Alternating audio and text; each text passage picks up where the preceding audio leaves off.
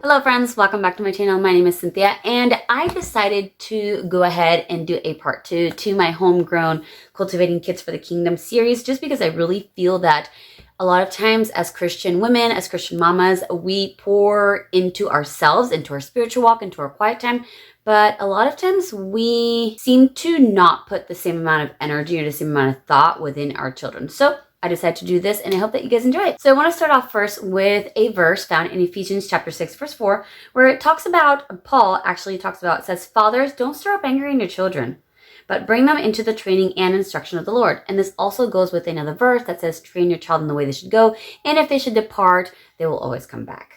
I'm summarizing, of course, but this really means that it's talking about counseling and leading your children, and really refers to the place of mind, like where they are focusing in their mind and are they in the proper place. This is the key difference in raising our kids with natural character and cultivating the fruits of the Spirit in our children, actually raising them in the Spirit. Now, don't get me wrong.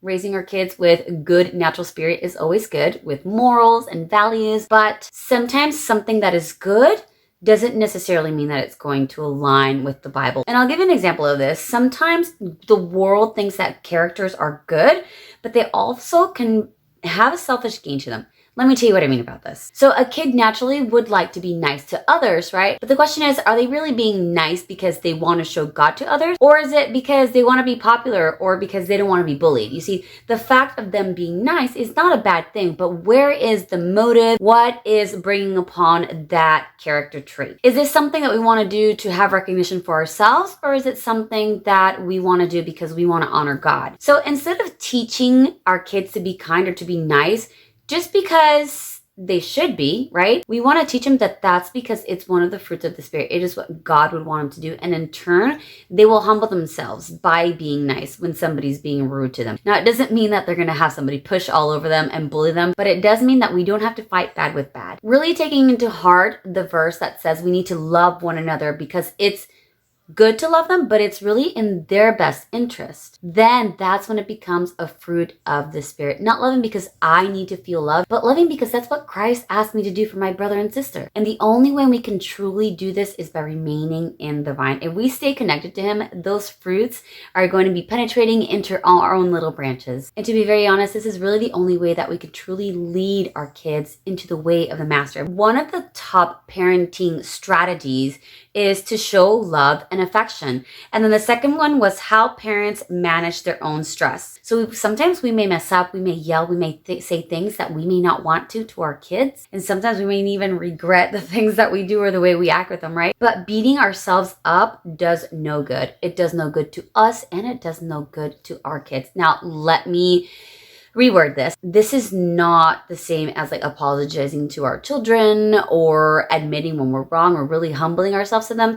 This is just really beating ourselves up because we made a mistake as a parent and we don't know, we feel defeated. But the most important thing is that we need to be emotionally stable for our children. Now, I know that you heard that, I know I have, that children are a sponge, of course.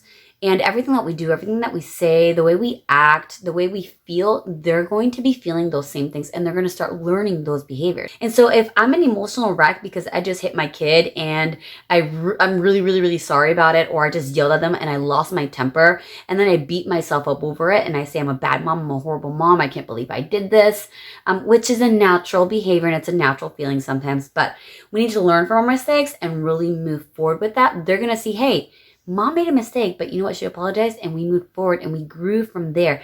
That's how we start building kids in the Spirit, kids that are emotionally, physically, and spiritually stable and confident enough to say, hey, if I made a mistake, that's perfectly fine. God still forgives me. When we have this safe place for our children, it will be a place and a time where we can talk about it, we can discuss it, we can say the good things and the bad things that we learned from each other, and we can kind of grow together from there. Parenting is not easy. It is never perfect.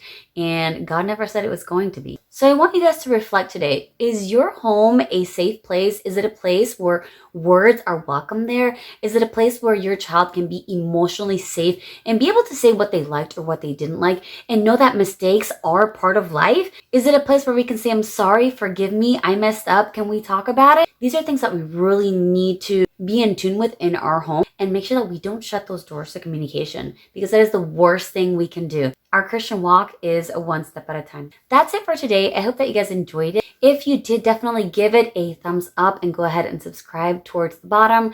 I'm really feeling that my channel is moving towards motherhood, giving tips and tricks on how we can have pretty much kids that are filled with the fruit of the Spirit, kids that are God-centered. And I'm also probably going to be sharing some stuff about my life.